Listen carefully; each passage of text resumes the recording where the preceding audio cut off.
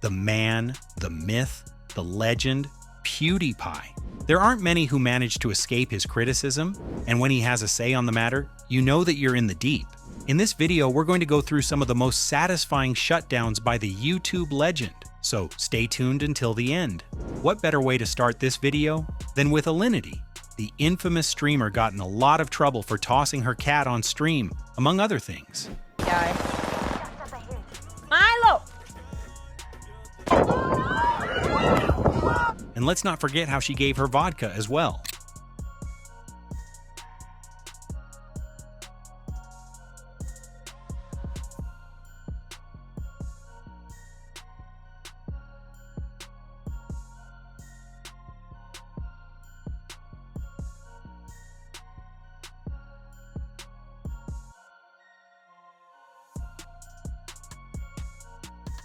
Streamers like her and Hasanabi receive tons of backlash for the way they act with animals.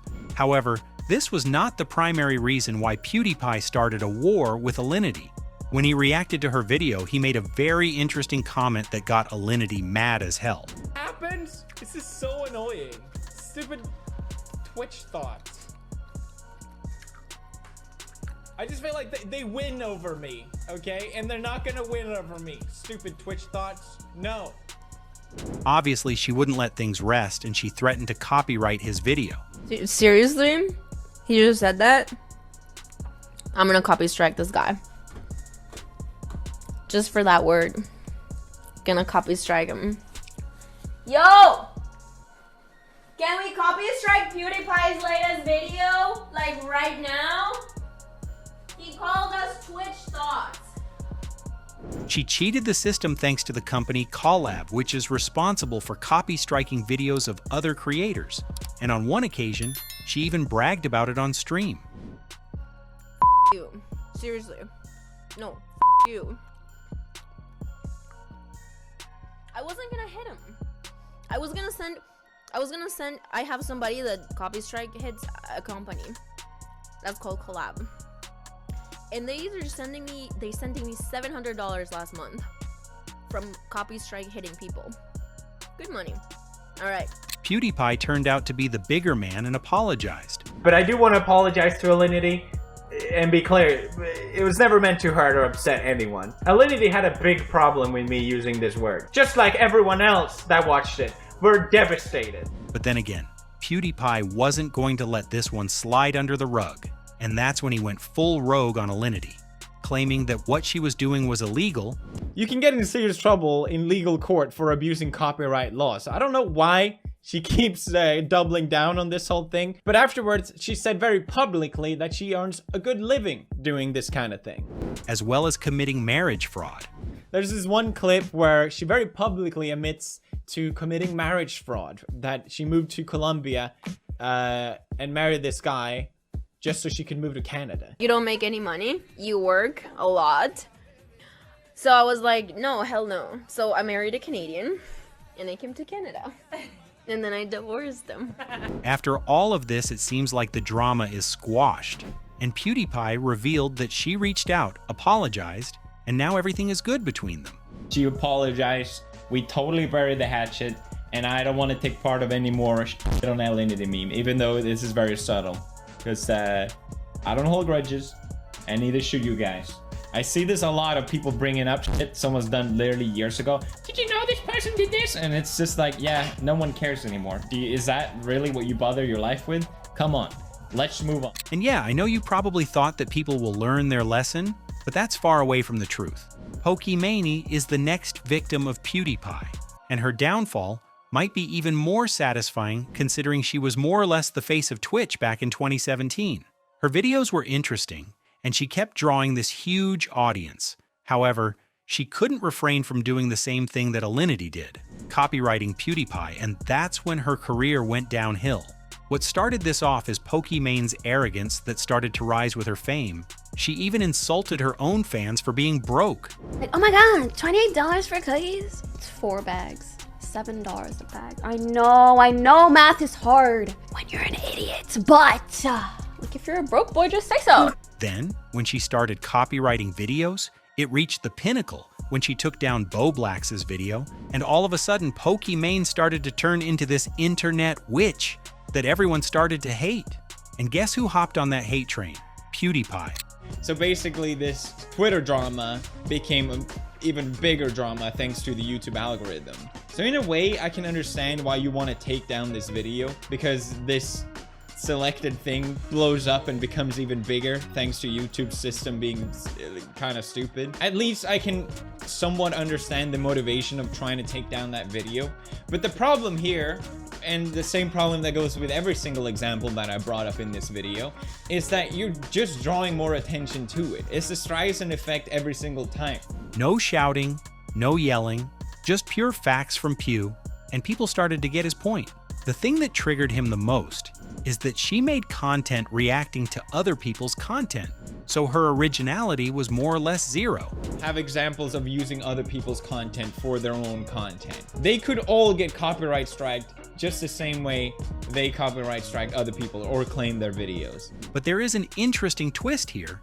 Pokimane actually listened to what PewDiePie had to say regarding this matter, and when the backlash hit the top, she apologized for her own actions. So in a way, I can understand why you want to take down this video. But again, PewDiePie was in the right by saying, But the problem here is that you're just drawing more attention to it. trying to like hide all that drama only ended up bringing more attention to it. Again, in the moment, I was just doing that because I thought it was something that would calm down all the drama. Pokimane can consider herself lucky because in this humbling process, there wasn't anything personal. But you cannot say the same for the next influencer that got on PewDiePie's list. Lilly Singh was a very popular name back in the day. She was the voice of YouTube, and she did tons of skits with a lot of popular people. Everyone could resonate with her voice and passion, and I believe everyone can agree with me if I say that she represented the people's voice. However, Forbes came to destroy the party and published their top 10 list of richest content creators that had no women in it. She had a proper reaction to it. And while the majority praised her for standing up for women creators, that wasn't the case with PewDiePie. If we're looking at the greater picture here, Singh wasn't struggling. She was enjoying her pool of millions of subscribers and had endorsement deals all over the internet. And while her idea was noble, it's not like she could resonate with the female content creators on YouTube. And PewDiePie gave a wonderful idea for her. This is a crazy idea, but maybe you should plan a campaign or something like that to increase your revenue. Something about mental health, and then just come back and sell a bunch of merch afterwards. That would be a great idea. Maybe that will help you earn more revenue. But what's even more important is that PewDiePie addressed the bigger issue here, and that's the gender. He believes that there is literally no place for Lily to play the gender card here. I think what's interesting about this whole thing is it's saying that men are being paid more than women in the YouTube space, which is obviously just ridiculous. You don't get paid more or less based on your gender. AdSense pays the same way. If people want to subscribe to you, they generally do it because they enjoy your videos, not because of your gender. That's just ridiculous. But if you start complaining about this, you literally just sound like a crybaby and an idiot, which you are, Lilly Sings. Just in case you weren't sure. Then, of course, Lily had to defend herself and say that the last thing that was on her mind was to play the gender card. But I doubt people bought this. To make matters even more interesting, she went on to add PewDiePie and to ask him for a proper conversation, which might have proven the point that Pew was trying to make. And if you ask us, it's very simple. If your content sucks and you're not original, it has nothing to do with your sex. Nobody cares if you're male, female, or an alien. If you're good at making people laugh, then you're good at it. If you're not, then you'll likely try to pull out the gender card just like Lily did. But the next opponent that PewDiePie had was definitely someone of the greater leagues. A boxer, a rapper, a content creator, and probably one of the most liked YouTubers of modern day, KSI. You'd start to wonder how a man of his caliber would get into a conflict with PewDiePie, and you'll find out fast enough. It started with the boxing match that KSI announced with Logan Paul. Many were hyped up and thought it was going to be an event for the books, but that was definitely not Pewds. When KSI insulted Logan Paul's ex, PewDiePie couldn't take it anymore and decided to react. Now, KSI he is a scumbag. You're both scumbags. KSI has made same comments about my future wife, Marcia. And I never respond to it because it's just cringy. And then obviously KSI wasn't going to let this slide because we all know what he's popular for. Clip farming. So one last question. So with the fight coming up and your documentary release, PewDiePie recently chipped in. I'm sure you heard what he said about you guys being scumbags and accused you of both being in just for the money. What do you think about that? Is that true? Well, I mean, he has no ground to talk at all.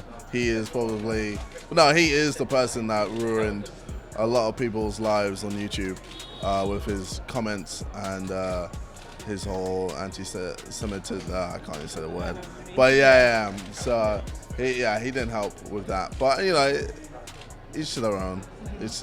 Like, it's his opinion. I don't really care. Pew, those were some hard accusations thrown towards PewDiePie, and I think you know from this point of view that Felix wasn't going to let this go under the rug, but he did it in the best way possible. KSI tried to turn old news into new drama, and PewDiePie ignored him constantly, which put KSI in the category of a non-relatable rival of Pewds.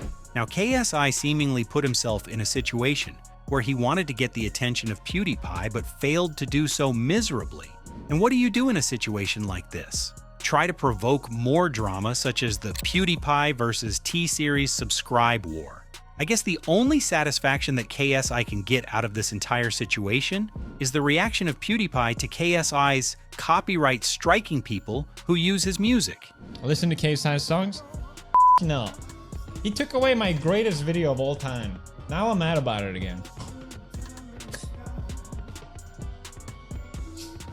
My car video all started because of KSI's fucking music. Because KSI had to go and have a music career.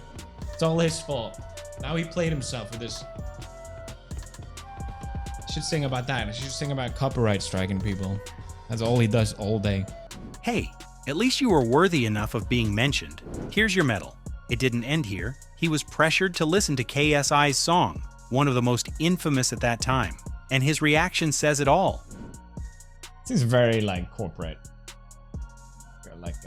Someone wrote this, someone else produced this. Is this what KSI wants to put out in terms of music? I don't know. At least it did something. That's all, folks. We hope you enjoyed times when PewDiePie humbled entitled celebrities. If you did, make sure to hit the like button for more related content.